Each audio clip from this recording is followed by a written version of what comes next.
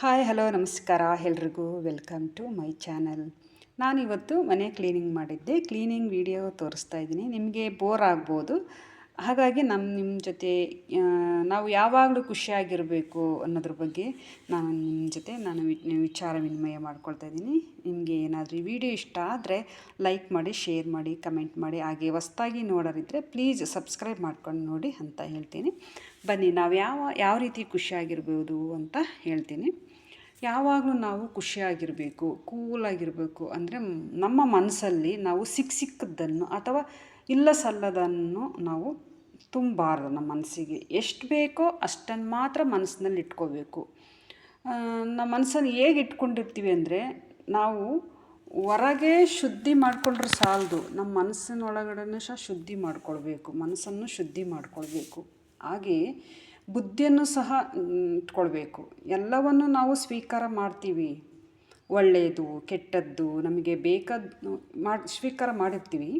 ಆದರೆ ನಮಗೆ ಬೇಕಾದನ್ನು ನಾವು ಸ್ವೀಕಾರ ಮಾಡಲ್ಲ. ಹಾಗಾಗಿ ನಮಗೆ ಏನು ಬೇಕೋ ಅದನ್ನು ನಾವು ಸ್ವೀಕಾರ ಮಾಡಬೇಕು. ಆವಾಗ ನಾವು ಖುಷಿಯಾಗಿರ್ಬೋದು, ಕೂಲಾಗಿರ್ಬೋದು ಅಥವಾ ಶಾಂತವಾಗಿರ್ಬೋದು ಅಂತ ಹೇಳ್ತೀನಿ. ಸಮಸ್ಯೆಗಳು ಯಾರನ್ನೂ ಬಿಡುವುದಿಲ್ಲ. ಎಲ್ರಿಗೂ ಸಮಸ್ಯೆಗಳು ಇರ್ತವೆ. ಜೊತೆಗೆ ಅವಮಾನ ಸನ್ಮಾನಗಳು ಸಹ ಇರ್ತವೆ. ಭೂಮಿಗೆ ಇರುವ ಸಹನೆ ನಮಗೂ ಇರುತ್ತೆ, ಆ ಥರ ತಾಳ್ಮೆ ಇರುತ್ತೆ. ಆದರೆ ನಾವು ಎಲ್ಲವನ್ನು ಬ್ಯಾಲೆನ್ಸ್ ಮಾಡಬೇಕು. ಇದರಿಂದ ಯಾವಾಗಲೂ ನಾವು ಬ್ಯಾಲೆನ್ಸ್ ಮಾಡೋದ್ರಿಂದ ಕೂಲಾಗಿ ಇರ್ಬೋದು. ಯಾವುದನ್ನು ಸ್ವೀಕರಿಸಬೇಕು, ಯಾವುದನ್ನು ಸ್ವೀಕರಿಸ್ಬಾರ್ದು ಅನ್ನೋದು ನಮಗೆ ಗೊತ್ತಿರಬೇಕು. ಎಂಥ ಸಮಸ್ಯೆ ಬಂದ್ರೂ ಇಟ್ಸ್ ಓಕೆ, ನೋ ಪ್ರಾಬ್ಲಮ್ ಅಂತ ಇದನ್ನೊಂದು ನಾವು ಅಳವಡಿಸ್ಕೊಳ್ಬೇಕಲ್ವ. ಯಾರೂ ನಾವು ತಲೆ ಬಿಸಿ ಮಾಡಿಕೊಳ್ಬಾರ್ದು. ಯಾವುದೇ ನಾವು ಕೆಲಸ ಮಾಡುವಾಗ ಮನಸ್ಸು ಬೇಡ, ನಿನ್ನ ಕೈಲಿ ಆಗಲ್ಲ ಅನ್ನುತ್ತೆ ಅಲ್ವಾ. ಆದರೆ ನಮ್ಮ ಬುದ್ಧಿ ಮಾತು ಕೇಳಬೇಕು ನಾವು. ನಮ್ಮ ಮನಸ್ಸು ಹಾಗೆ ಅದು ಅನ್ನುತ್ತೆ. ನಮಗೆ ಏನಿರುತ್ತೋ ಅದ್ರ ಬಗ್ಗೆ ನಾವು ಮಾತ್ರ ಖುಷಿ ಪಡಬೇಕು, ಅಷ್ಟೇ. ಕೂಲಾಗಿರಬೇಕು. ಏನಿರುತ್ತೆ ಅದ್ರ ಖುಷಿಪಟ್ಟು ನಾವು ಕೂಲಾಗಿರಬೇಕು. ಇಲ್ಲದಿದ್ದರ ಬಗ್ಗೆ ನಾವು ಚಿಂತೆ ಮಾಡಬಾರ್ದು, ಅದಿಲ್ಲ ಇದಿಲ್ಲ ನಮಗೆ ಅಂಥೇಳಿ. ಹಾಗಾದಾಗ ನಾವು ಖುಷಿ ಇರೋಕ್ಕೆ ಸಾಧ್ಯನೇ ಇಲ್ಲ. ಬೇಡದೇ ವಿಷಯದ ಬಗ್ಗೆ ನಾವು ತಲೆ ಕೆಡಿಸ್ಕೊಳ್ಬಾರ್ದು. ನಮಗೆ 10 ಕೆಲಸ ಮಾಡುವಷ್ಟು ಶಕ್ತಿ ಇರುತ್ತೆ, ಆದರೆ ನಮ್ಮ ಮನಸ್ಸು ಕೆಟ್ಟರೆ ಏನೂ ಮಾಡೋಕ್ಕಾಗಲ್ಲ. ಆದ್ದರಿಂದ ನಮ್ಮ ಮನಸ್ಸನ್ನು ಯಾವಾಗಲೂ ಕೂಲಾಗಿರಬೇಕು. ಅಂದರೆ ಅದಕ್ಕೆ ನಾವು ತಲೆ ಬಿಸಿ ಕೊಳ್ಬಾರ್ದು. ಏನಾದರೂ ತಲೆ ಬಿಸಿ ಆಯಿತು ಅಂದರೆ ಇನ್ನೇನಿದೆಯಲ್ಲ ಆಧ್ಯಾತ್ಮ ಅಥವಾ ಧ್ಯಾನ. ಸಮಸ್ಯೆಗಳು ಮತ್ತು ಅವಮಾನಗಳು ಬಂದರೆ ಅದು ನಮ್ಮದಲ್ಲ, ಸ್ವೀಕಾರ ಮಾಡಬಾರ್ದು. ಅದನ್ನು ಅಂದ್ಕೊಂಡು ಸುಮ್ಮನಿರಬೇಕು. ಅದಕ್ಕೆ ನಾವು ಕೂಲಾಗಿರಬೇಕಪ್ಪ, ಅವನ್ನೆಲ್ಲ ಸ್ವೀಕಾರ ಮಾಡಬಾರ್ದು ಕೆಟ್ಟದ್ದನ್ನು. ನಾವು ಕೂಲಾಗಿರ್ಬೇಕಂದ್ರೆ ಧ್ಯಾನ ಮಾಡಬೇಕು. ಸ್ಟ್ರಾಂಗ್ ಮೆಂಟಲ್ ಹೆಲ್ತ್ ಅಂದರೆ ಇದೇನೆ. ನಾವು ಮೆಂಟಲ್ ಹೆಲ್ತನ್ನು ಚೆನ್ನಾಗಿ ಇಟ್ಕೊಳ್ಬೇಕು. ಕೆಲವರು ಬೇಕಾದಂತ ತಗೊಂಡು ಭಗವಂತನ ಸ್ವರೂಪರಾಗ್ತಾರೆ. ಅಂದರೆ ಅವರೆಲ್ಲ ದೊಡ್ಡ ಸಾಧಕರು, ಧ್ಯಾನಿಗಳಾಗಿರ್ಬೋದು, ಯಾರೇ ಆಗಿರ್ಬೋದು.